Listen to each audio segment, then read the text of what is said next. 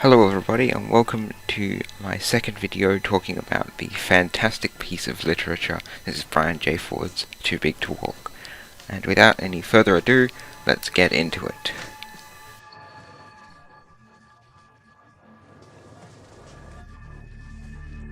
Ford continues with calling non-dinosaurian extinct animals dinosaurs, this time Elasmosaurus, a plesiosaur.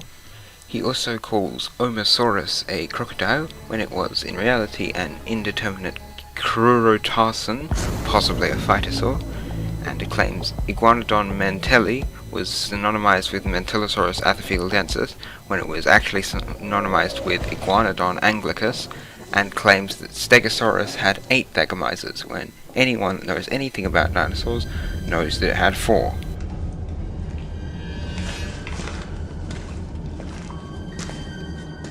Ford argues that there is some merit to the Torosaurus being an adult Triceratops hypothesis. There isn't if you wanted to disprove it. Really simply, just take this little fact. There are 2 different Triceratops species, one of which were evolved into the other. This is not true of Torosaurus. We also have juvenile Torosaurus skulls, and they do not look that similar to Triceratops. He also says that birds are distantly derived from Saurischeans, whatever the fuck that means. He says that Brontosaurus was originally given a Brachiosaurus skull when it was a Camarasaurus skull that was mistakenly used, and claims that Tyrannosaurus is known from Asia. He is confusing it with Tarbosaurus, which has not been credibly assigned as a synonym of Tyrannosaurus since the 90s. He claims that scientists identified the Tyrannosaurus rex specimen known as Sue as female, but this is not true. It would be impossible to tell, as T-Rex does not display sexual dimorphism. And on the topic of sexual dimorphism, I would like to make a correction to my Walking with Dinosaurs breakdown.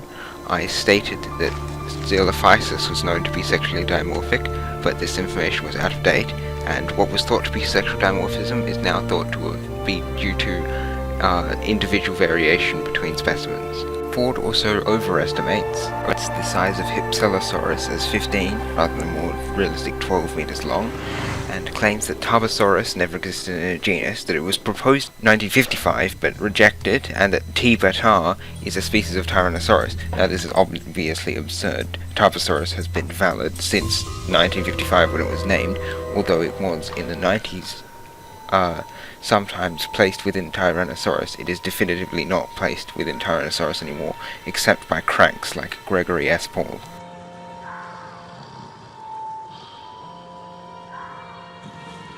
Ford mistakenly calls Sophie the Stegosaurus Sophia the Stegosaurus. He also misidentifies the Borealopelta mummy as a Nodosaurus. It is a nodosaur, but not belonging to the genus Nodosaurus, and misspells Gojira, which is, if you don't know, the original Japanese name for Godzilla, as Gijora. And I'm just going to say this now, Brian, but fire your editor. You're clearly paying him to do absolutely nothing, because there is not the most basic fact-checking or even spell-checking in here. He also says that Antarctopelta was an Ankylosaurus. It was not. They're completely different genera. And claims scientists use complicated jargon intentionally just to keep out and confuse the general public. This is not why they use complicated terms. They use complicated terms so that they can express what they mean with as much precision as is possible. And says that the dinosaur renaissance occurred solely to drum up more public interest in paleontology, which is just fucking stupid. He claims most people know nothing about the Paleogene, as opposed to the tertiary period, of course, which everybody knows so much about. He then says that dinosaur weight estimates were reduced in the 80s based on nothing in order to support the new, more active view of dinosaurs, and claims no reptile has ever evolved a method of maintaining a warm inner body temperature. Which, what about birds? Even Ford accepts that they're reptiles, even though I have no fucking clue if he accepts them as dinosaurs, as he seems to change his position on it every chapter. And last time I checked, birds were warm-blooded. He also claims that evidence from sauropods debunks the idea that dinosaurs were carrying predators. Has he considered that dinosaurs were a very, very large and diverse clade with various parenting strategy? That would be like saying that the existence of megapods debunks the idea that birds could be nest parasites. He then spends several pages claiming that we can't know how big titanosaurs actually were or what they truly looked like, as they are often only known from fragmentary remains, but we can use their more complete relatives to make estimate guesses as to the sizes and proportions of creatures. It's not like they're completely novel and we have nothing to compare them to. He then says that Giganotosaurus was far bigger than T-Rex. This is completely untrue. Sized estimates are primarily based on mass, and T-Rex is much heavier, as well as potentially reaching a similar maximum length to that of Giganotosaurus anyway.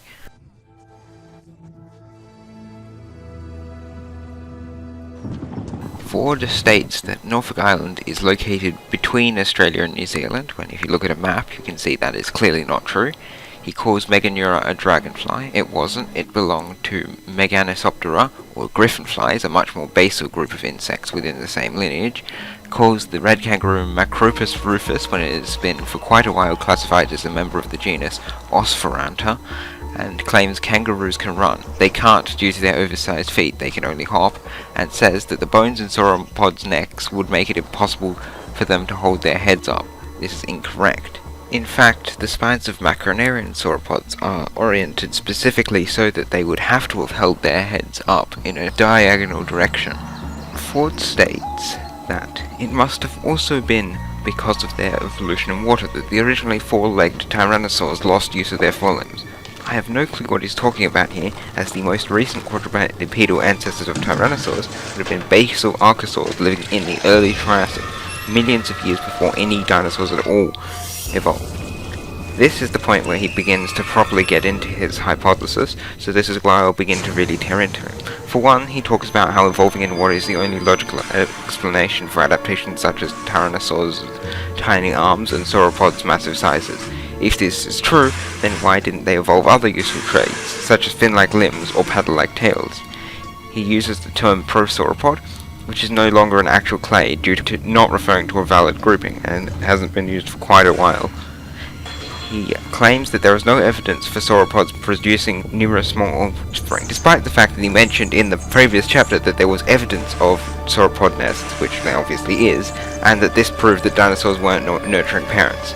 He claims that dinosaurs would have had to struggle onto land to lay eggs. Why, in their 150 plus million years of existence, would they have not evolved the simple strategy of live birth, which we know is possible in reptiles, as it is seen in multiple marine reptiles from the age of the dinosaurs, as well as in many modern snakes. He calls Paraceratherium the largest land mammal ever, despite mentioning Paleoloxodon on the same page. Claims hadrosaurs evolved to eat waterweed. For one, waterweed alone would not be able to sustain the many species of hadrosaur, each being large and numerous herbivores. Secondly, hadrosaurs were actually more well adapted to eat more hardy vegetation, something much more common than waterweed, but not common in the water. Another gaping hole in this theory is that if practically all dinosaurs except the small ones filled the same two niches, large mostly aquatic coastal herbivores and large mostly aquatic coastal carnivores as he claims, then why do we have thousands of known species as well as likely millions of unknown ones? A good comparison is crocodiles. Modern crocodilians fill practically the same niche as Ford's conception of theropods, yet there are only 28 species of modern crocodilian compared to hundreds if not thousands of species of theropod on Earth at one given time. There is no good comparison to Ford's conception of herbivorous dinosaurs, as it would be practically impossible for one species of sauropod, let alone hundreds, and especially with Ford's inflated waste estimates, to sustain themselves exclusively on plants found in and around the margins of water bodies.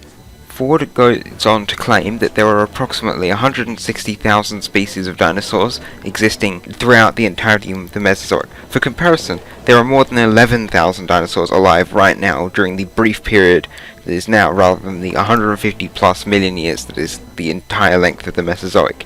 And he also continues to spread the outdated idea that dinosaur diversity was decreasing before the KPG extinction, and uses this as evidence that the dinosaurs weren't wiped out by the Chicxulub meteorite.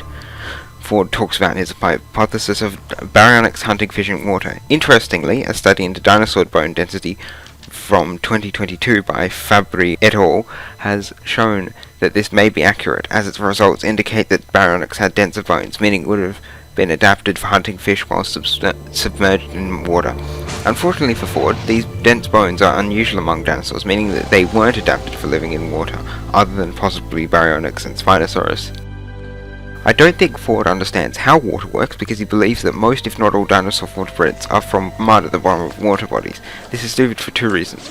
One, footprints will last much less time in order to be preserved if they form at the bottom of a water body, and two, the footprints of an animal will look significantly different if it is swimming rather than walking. He claims that all dinosaur footprints are the same depth. This is untrue.